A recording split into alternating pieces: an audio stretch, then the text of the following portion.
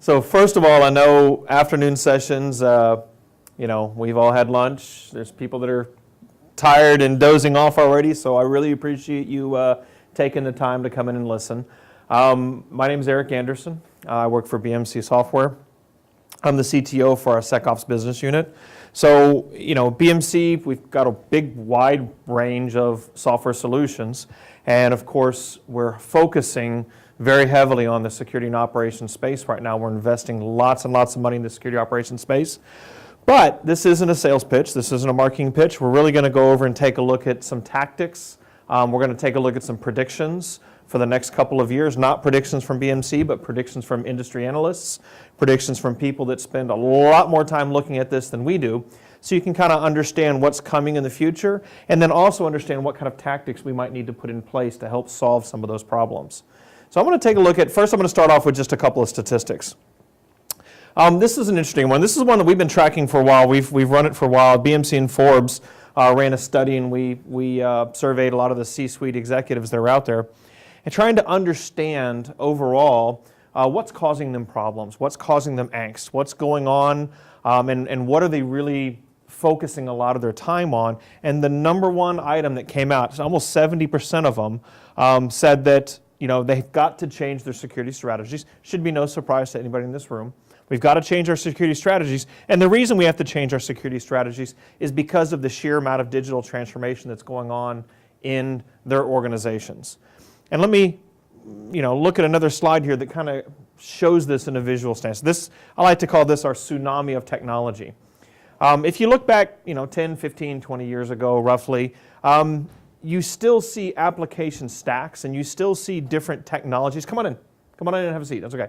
You still see different technologies that are out there, but what we weren't seeing is the sheer pace of technology adoption.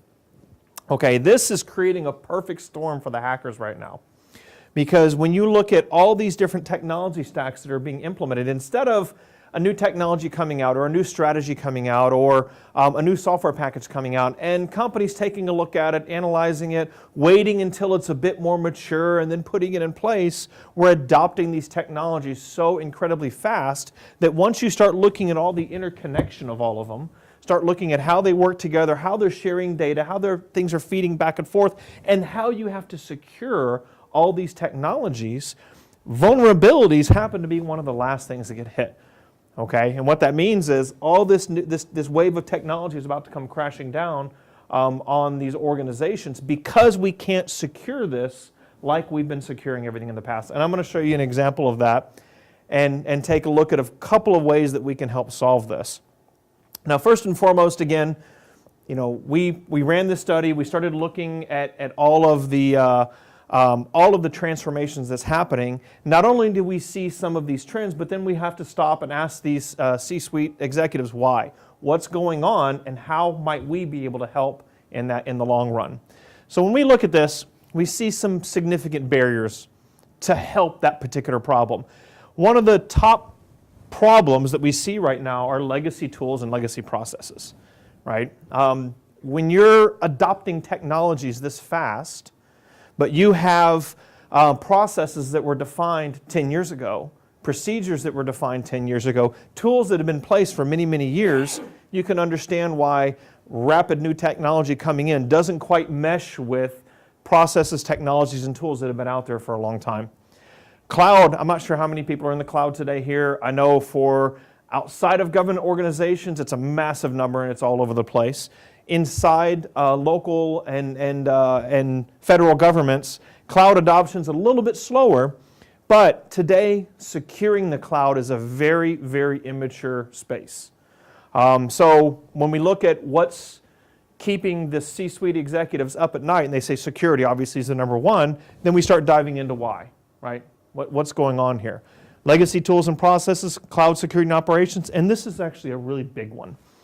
Basically what we're seeing is the speed at which vulnerabilities are hitting us, the speed at which configuration changes are hitting us, it's beyond human scale at this point. What that really means is we're not able to just throw bodies at it anymore. We can't just hire 45 more security personnel. First of all, it's very difficult to find them right now, right? And second of all, nobody's got the budget for it. So what we're seeing right now is it's really beyond human scale. That means we have to adopt automation technologies in order to help solve this particular problem. So let's take a look at, click.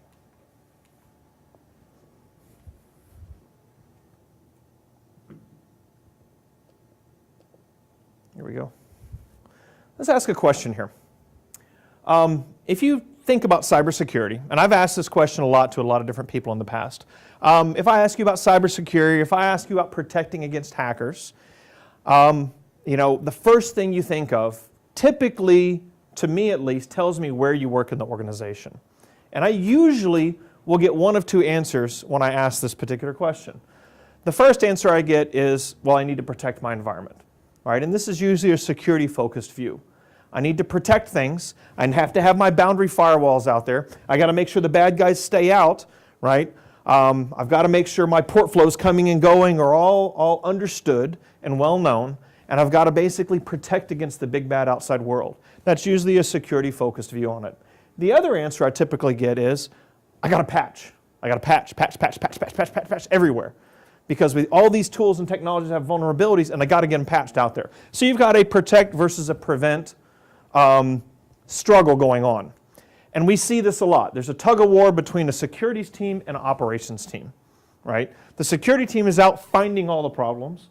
Operations team is responsible for fixing all the problems, right? Security team runs scans, they identify networks, they run penetration tests, they find 10,000 problems. And they hand it over the wall to the operations team and say, now please go fix this. And the operations team looks at this and says, I can do 300 of these, you just gave me 10,000. And by the way, by the time I'm done with those 300, you're going to hand me 15,000. And then I'm going to do 300 more and you're going to hand me 16,000. We can't get, it's again, we talk about beyond human scale, that's an example of it. And you get this tug of war back and forth between security and operations. Operations saying, no, we need a different way of doing this. And security saying, I did my job. I found them. I was supposed to find them. We did our job. You're supposed to fix them. We got to solve this problem. We got to solve this problem. And I've got some tactics and strategies later on that help with this particular problem. So let's take a look at the first prediction. This one came from Gartner, Gartner's 2017 predictions. So hopefully everybody knows what a zero-day is, right? If not, there's a simple little definition. A zero-day vulnerability is basically, it's a vulnerability in your software or in your operating system or what have you that just hasn't been published yet, right? Nobody knows about it. Maybe there's a few people that know about it because they figured it out on their own, but the software vendors don't know about it. It hasn't been published in the wild yet. And unfortunately, 0 days get a whole lot of attention in the media, right? 0 days are not our problem. And if you look at Gartner's predictions here, by 2020, if you exclude sensitive government targets, which some of you in the room might go, hold on, we are sensitive government targets, because this is really dealing with state-sponsored attacks. But if you exclude sensitive government targets, it's less than 0.01% of all attacks will be based on 0 days. And if we're focusing on 0 day, we're focusing on the wrong thing. So what is the problem then? If 0 days aren't necessarily the problem, this is our problem, right? Our inability to rapidly assess which of the threats, remember I talked about that 10,000 vulnerabilities, our inability to assess which of those threats have the potential to cause us harm, right? And take action on them and fix them quickly. And again, I've got some numbers in a minute that'll kind of back this up. I'm going to go through a case study next for Wannacry. And we're going to talk a little bit about Wannacry and what happened in the timeline behind Wannacry, and it's going to really highlight this point. This is the problem that we're seeing right now. And again, 10,000 vulnerabilities, and that's being generous because a lot of the customers I talk to have 100,000 vulnerabilities tossed over the wall. It's a needle in the haystack, right? So let's look at the Wannacry problem that happened out there. So first of all, you may or may not know, but Wannacry wasn't new, right? When it hit, it had been around a while. It had been around. There was Wannacry 1.0, by the way. It had been around for a while. We started seeing it back in 2016, actually. And really, at the most part, Wannacry 1.0 was pretty much just a phishing exercise. Send out millions of emails, and hopefully some people click on the link, and then we encrypt your system, and you're done, right? Then, in March, Microsoft actually, I'm not sure who discovered it first, but Microsoft actually issued a patch to help fix a problem with file sharing, things like Dropbox and stuff like that, to move files from one place to another. There are ways that you could poke Microsoft and say, hey, here's a piece of a file, please go send it out, and then everybody else would get infected by that same problem. And that's exactly what Eternal Blue, a hacking group, released it. Eternal Blue was actually an NSA exploit. And so on April 14th, a hacking group exposed Eternal Blue to the world. And at that point on, we're no longer at 0 day. Really, from here we weren't. But at this point on, there's an exploit written in the wild that takes advantage of that particular problem. So, between April 14th and April 19th, just a couple of days, right, we started to see chatter on the dark web about Eternal Blue, right, and about how we might be able to take advantage of the vulnerability that Eternal Blue took advantage of with something like, quote unquote, Wannacry, right? With something like Wannacry to help spread this ransomware across the entire network, so we no longer have to do a phishing exercise and get you to click on it. As long as one person clicks on it, then it spreads across the network overall. This is, this is just a few days from the time it was released until the time we started seeing chatter that it was going to be exploited. And then, about a month later, that's when what we all know of Wannacry, it's really Wannacry 2.0, that's when it hit, right? And that's when kind of the world blew up and we all understood what happened. Now, anybody that was in this space, especially if you got hit with Wannacry, one of the first things that the CIOs ask is, why didn't we patch?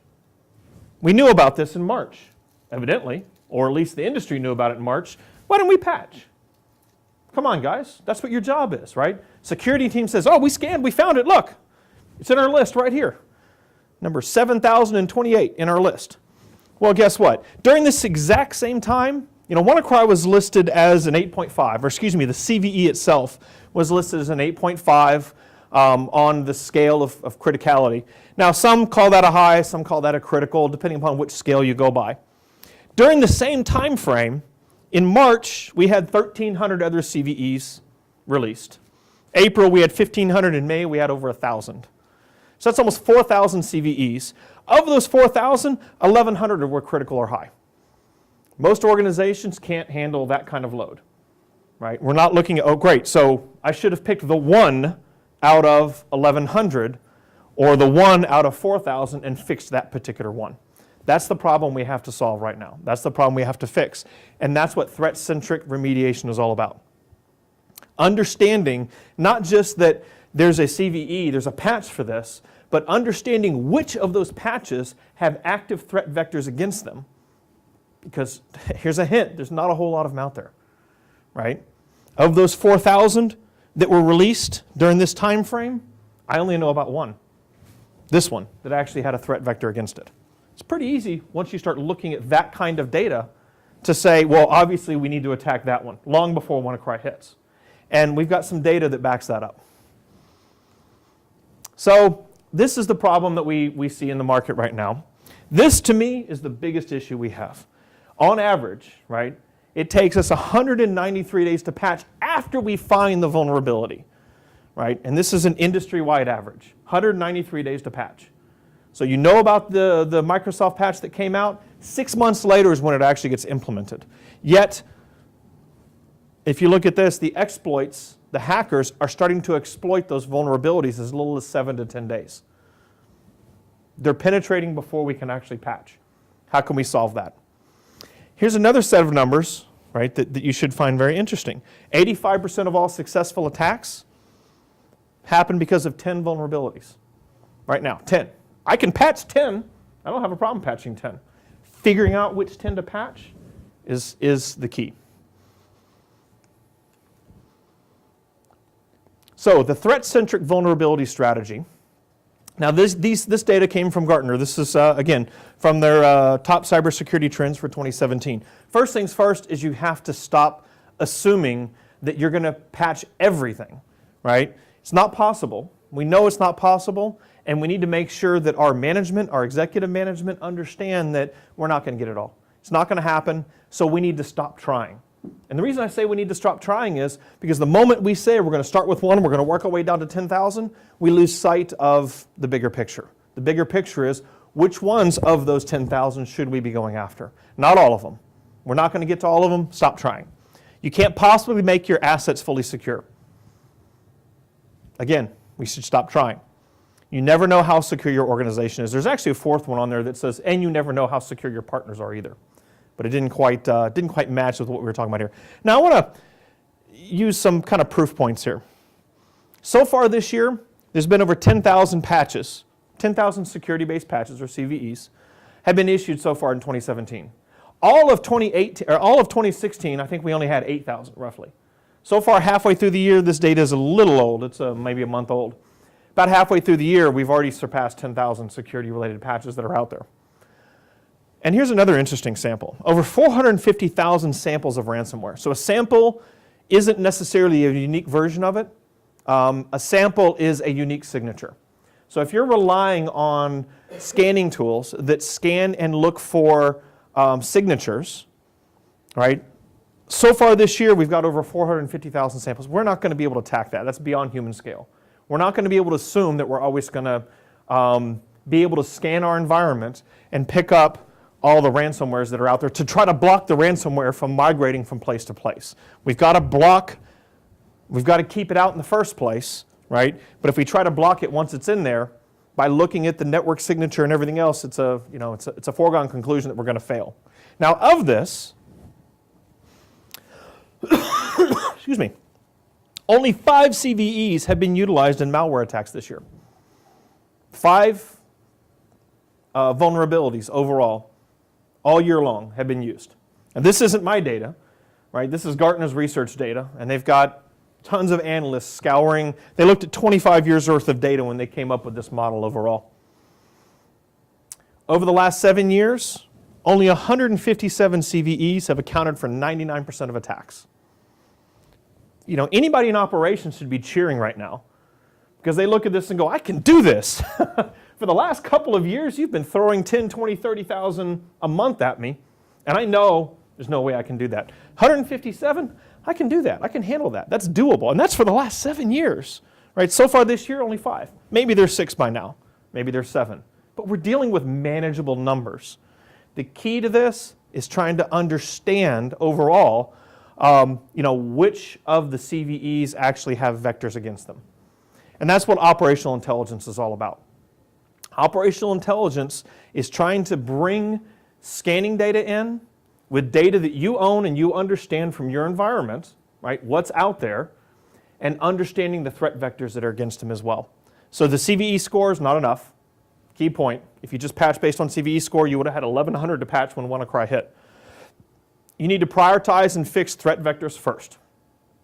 And we need to understand where those threat vectors are, and that's what something like operational intelligence can help with.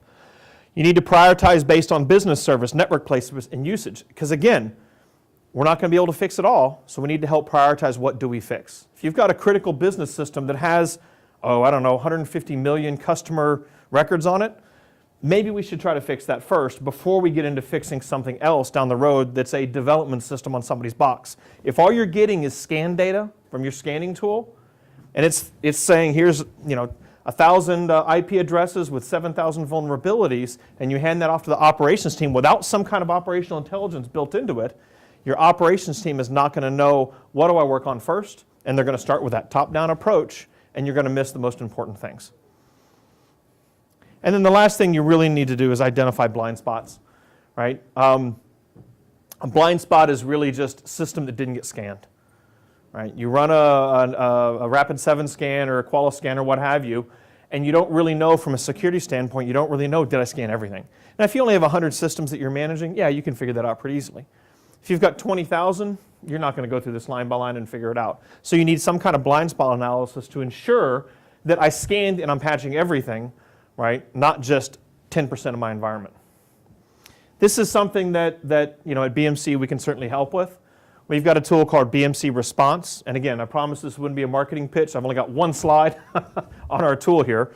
But BMC Response really takes your scan data, helps you to analyze it, operational intelligence, right here, helps you to analyze it, helps you to prioritize it, takes into account change windows, and then also helps you to remediate it, right? So it allows you with one button click to say, yes, I need to patch this particular system on this date and this time, right? And it goes out and integrates with like Blade Logic or integrates with SCCM, Satellite, and actually issues the patch at that time, that date and time.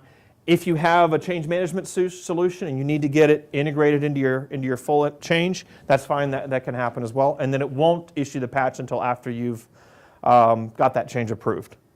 So if this is something that you're interested in, you can come see us at the booth, and we'll spend a lot more time talking to you about our SecOps response system and kind of see how we might be able to help you with some of this as well. So, second half of this is really looking at cloud security. And again, you may be in the cloud, you may not be in the cloud. If you're not today, you're probably going to be in the very near future. So we already looked at two areas, right? We looked at security and operations and how they work together. Well, there's actually a third area out there now that's cloud ops, cloud operations. While your operations team, we know we're trying to patch all around, right? Cloud ops is not dealing with patching. These are immutable. These are, in some cases, not even VMs. We may be dealing with a serverless architecture. We may be defining S3 buckets out there to store data on. There's no server to actually patch, right? So the theory is, well, I don't have a server, I don't have a vulnerability, I'm good to go. That's not true, right? That's far from true. Configuration is what the cloud ops team is really looking at. How can I configure these cloud services to make sure that they're secure, right? And we're going to look at a couple more predictions here, again from Gartner. So the first one, these two kind of go hand in hand. The first one, by 2018, so that's next year, right? 60% of enterprises that implement appropriate cloud visibility and control tools will experience 1/3 fewer security failures. That's something that's easy to do. And by the way, cloud visibility and control tools aren't hard to implement, right? SaaS-based tools, you're already dealing with the cloud. SaaS-based tool that you plug into the cloud and say, please scan this and let's make sure that it's all configured the right way. These things take a very short amount of time. So if you can invest a couple of hours and experience 1/3 fewer security incidents, I think that's a pretty good trade-off in time. The next one, though, is what is really important. And through 2020, and I suggested to them that it's a lot earlier than 2020, by the way, 95% of cloud security failures will be the customer's own fault. And this is absolutely accurate, right? And what does that mean, the customer's own fault, right? It's not that that they're doing anything with their security inherently bad. It's that they don't quite understand how to define and configure these cloud services in a secure way. And I'll show you how to fix that in just a minute. But here's some proof points. Now this was just, when I put this chart together, I thought, you know what? I want a couple of examples just to make sure we understand what we're talking about here. This was like 3 or 4 minutes of Google searching to come up with these particular examples. 14 million Verizon customers' data stolen due to unsecured S3 bucket. That's the example I used earlier. There's 9 ways to define an S3 bucket. Only 3 of them are secure, right? And do you know who's creating your S3 buckets, and do we know they're creating them in a secure way? Evidently Verizon didn't. 60,000 sensitive DoD files left on publicly accessible AWS service. Again, that's their customer's own fault. AWS didn't set this up for them. It's the customer's own fault. Time Warner was hacked. AWS configuration exposes 4 million subscriber data. And then the last one was from Dow Jones, right? Due to misconfiguration and user error. This is the #1 security threat in the cloud right now. And it's not hackers trying to break what's there. It's hackers looking at it going, wow, you left it wide open for me. Thank you so much. I appreciate it. That was super easy. I'm going to go through an example. So we have an AWS account, blank AWS account, and let's assume that I want to go define a service out there. Now I could create some VMs, but that's too easy to show. So I'm going to go with a serverless architecture, fairly simple serverless architecture at that. I'm going to create some Lambda functions, right, that do certain things. And in order to access them, I need an API gateway and maybe Route 53 so I can get data in from get calls in from the internet. If you don't understand all these terms, what these services do, it makes no difference. Don't worry about it. Just know that they're out there. I'm going to consume some data from Elasticsearch in a Kinesis stream. I may be storing some data in a database, an RDS database. And then I'm backing that data up with in an S3 bucket, and then long-term storage is Glacier. So this is a typical serverless architecture right here. But it's not done yet because there's no security around it at all. So in that case, we throw IAM rules, Identity Access Management rules, around each one of these services. IAM rules, that's your firewall. Now, that's not technically a firewall, but as far as the cloud's concerned, IAM rules are they govern what comes in and what is allowed to go out and how they're allowed to talk to each other and what users can connect and redefine whatever. So you can kind of consider this like a firewall, if you will. And then we need to add notifications and we need to add monitoring of the environment as well. So that's a pretty good, simple service overall. Now, if you want to make sure this is secure, right, we may think we know how to define these in a secure way, but there's an organization out there called CIS. CIS has documented rules. There's 300-400. Now, incidentally, right now there's about 190 different cloud services out there in AWS alone. But then you also have cloud services in Azure and cloud services in GCP and SoftLayer, right? So CIS really defines rules that say, hey, look, if you want your Elasticsearch to be secure, make sure it's defined exactly like this. Make sure all these options are set, make sure these configurations are true, make sure these IAM rules are in place so that you've defined it in a nice, secure way. That's what CIS says. Most organizations, though, can take a look at CIS and say, that's good, but I want to tweak it slightly. I want to kind of make it my own because I don't agree with all those rules. I want some extra rules as well. So in addition to CIS, you're going to have your own policies as well. Now comes the hard part, right? We need to understand, does this match this? So the first thing you need to do is take a look at your Lambda functions, and you need to look at the configurations for all your Lambda functions and see, do they match? And you have to look at your Elasticsearch, and you have to look at your storage, your S3 buckets and your Glacier, your IAM rules, right? You got to look at your database, big one, right? I got to understand if it's secure or not. You got to look at your notification rules and your alerting. And then you've got some of your own custom policies as well that you need to take a look at. You start to see why this is such a problem. You want to make sure this is secure. These things are immutable. They could be here for a day and gone. We're not going to be able to do this on each and every single instance every time it comes out.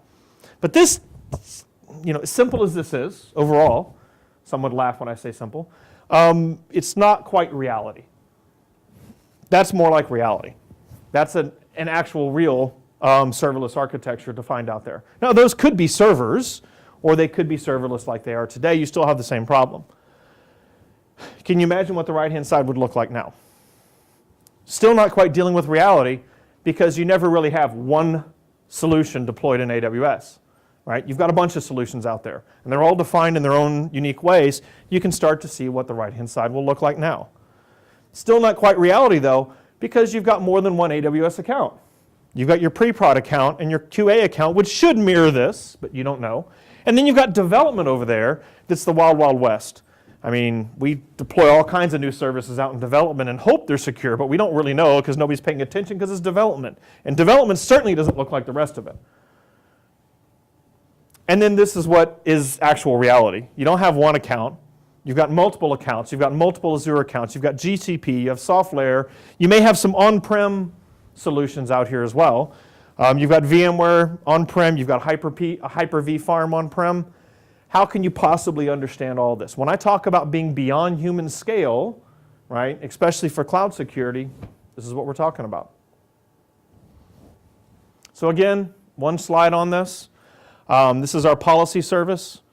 We actually have a SaaS-based cloud service that can help with this. It's already got out-of-the-box content, so CIS is already defined out there. We can hook it up to a series of accounts, AWS accounts or what have you, and within 5 or 10 minutes you can actually see how secure you are, and it gives you push-button remediation. So it's not just, I found a problem out there, and this is with all of our tools. I found problems, but I need to fix them. I want to push a button, and I want to get it fixed, right?